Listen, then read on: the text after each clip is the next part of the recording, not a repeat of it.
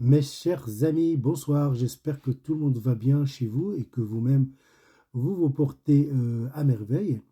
Nous sommes le samedi 15 février 2025. J'ai enregistré une vidéo en arabe où j'ai poussé un coup de gueule, si on veut, ou une colère froide, ou une colère apaisée, ou une colère sage. Donc voilà. C'est juste par rapport à ce qui s'est passé aujourd'hui. Il y a deux événements qui m'ont vraiment un petit peu fait réagir. Le premier événement, c'est l'échange de prisonniers entre l'État d'Israël et le mouvement Hamas. Et le deuxième, c'est ce qui s'est passé à l'Union africaine aujourd'hui. Donc pour le premier, c'est qu'il y a eu des festivités par rapport à la libération des prisonniers du Hamas. Et ils ont fêté ça bien. On est très content pour eux, sincèrement.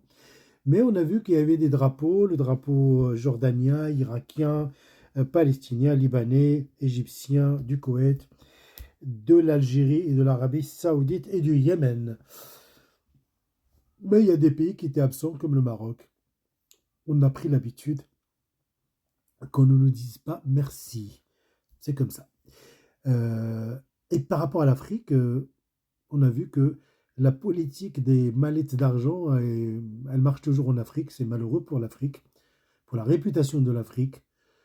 Ce continent qui est appelé à se développer, ce continent qui est appelé à profiter de sa richesse, de son potentiel humain, de son potentiel géographique, bah, il sombre toujours dans euh, cette, euh, cette, euh, cette addiction à l'argent, cette addiction à, à la corruption. Et moi, ce qui m'interpelle, c'est que moi, je considère que mon pays, le Maroc, est une lumière. Est une lumière en Afrique, sincèrement. C'est le phare de l'Afrique. Sa position géographique, son histoire, sa richesse humaine que sont les Marocains. Le Maroc est une lumière. Et en physique, on dit, ça c'est ma phrase, hein, voilà. Donc prenez ma phrase, mais c'est la mienne. Je l'ai écrite il y a très longtemps, je pense en 93, je pense, juste après mon doctorat.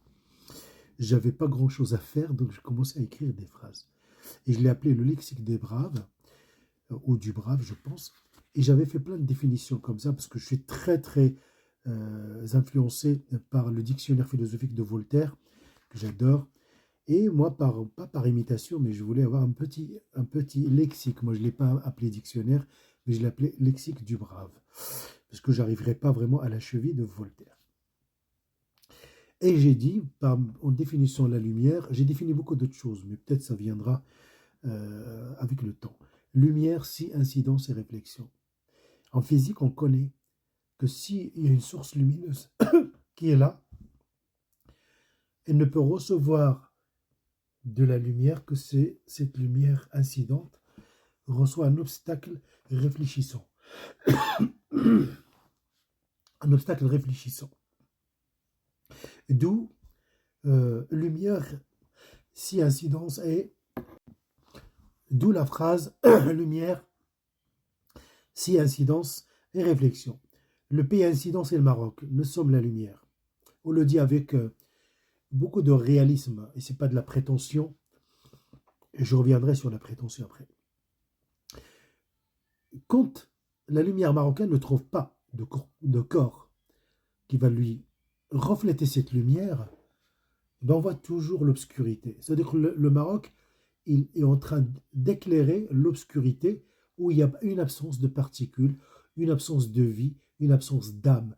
Il est en train d'arroser par sa lumière des ingrats, des corps absorbants, des corps absorbants.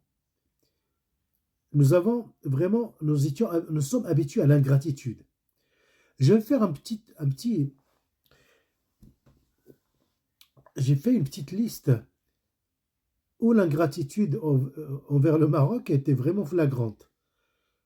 Je commence par l'apartheid. Le Maroc, c'est le pays qui a aidé l'Afrique du Sud. Nelson Mandela, avec l'argent, à Dar es Salaam.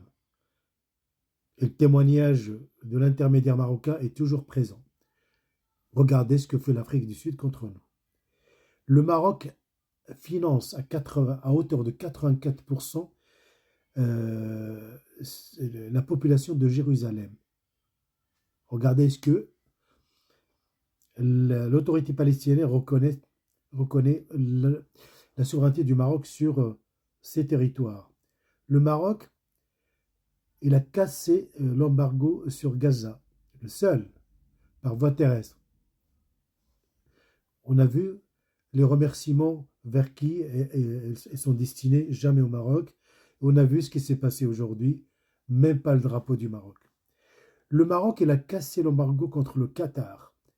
Et regardez que le Qatar, qui possède Al Jazeera, jamais un documentaire qui glorifie le rôle du Maroc sur la scène internationale. Et le dernier, c'est le dégel, c'est que le Maroc il a permis aux Palestiniens de percevoir leur argent qui était bloqué, gelé dans les banques israéliennes. C'est le Maroc qui fait ça. Le Maroc, le roi du Maroc, avec un grand courage, s'est rendu après les attentats en Tunisie, à Tunis et l'avenue Habib Bourguiba pour dire au monde entier que ce pays-là est un pays sûr et qu'il faut venir encourager le tourisme. Le Maroc, c'est lui qui fait l'initiative et l'intermédiaire honnête et neutre dans tout ce qui se passe en Libye. Et on voit que Débiba, vers quelle partie il se range contre le Maroc. Le Maroc, le roi du Maroc, il a rompu ses relations avec la Syrie de Bachar pendant 14 ans. Et le seul dirigeant mondial qui s'est rendu au camp de Zaatari pour venir en aide aux réfugiés syriens, c'est le roi du Maroc. Et j'ai peur de ce que va faire cette nouvelle administration syrienne. Rien ne m'étonne plus maintenant. On peut s'attendre à une ingratitude. Et je dis aux Marocains, il faut s'y préparer. Le Maroc, il a accueilli les 3 éditions de la CAF, généreusement. Parce qu'aucun pays africain n'a l'infrastructure d'accueillir en grande pompe et dans ces conditions extraordinaires cette manifestation. Et ils nous disent de bonnes choses, ils parlent de nous, ils nous disent que nous sommes généreux, c'est un bon pays, mais on ne nous donne pas de prix majeur, c'est incroyable. Ils sont chez nous et ils ne nous récompensent pas, on ne leur demande pas l'aumône, en mode juste, qu'ils soient justes aussi. Qu'est-ce que je voulais dire? Beaucoup de choses. J'avais noté ça. Et le Maroc doit vraiment tourner le dos à tous les,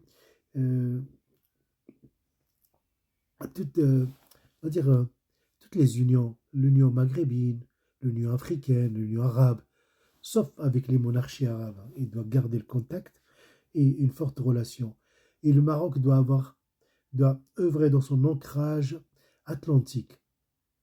C'est ça, le Maroc, la Mauritanie, le Sénégal et d'autres pays qui vont suivre. Je crois que c'est la voie la plus sûre.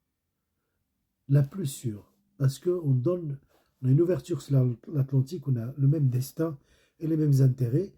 Et je pense que c'est ça, en fait, qu'on doit vraiment tourner le dos à ces agglomérations régionales, ces entités régionales.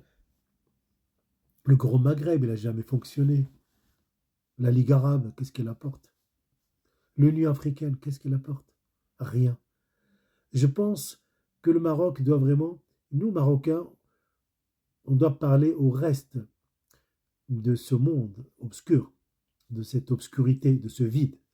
Parce que quand on éclaire le vide, il reste noir. C'est un fait physique, ça. Que le Maroc arrête d'éclairer le vide et que le Maroc doit parler au vide. Moi, je dis hautainement. On doit devenir hautain. Et je crois que c'est le langage qu'ils vont comprendre. Je vous assure. Il faut qu'on soit hautain. Il faut qu'on revienne à nos valeurs, ce que nous sommes. Et qu'on arrête d'être généreux. Et avoir de la pudeur. On doit dire aux gens ce qu'ils sont. Merci beaucoup. Et à bientôt. Au revoir.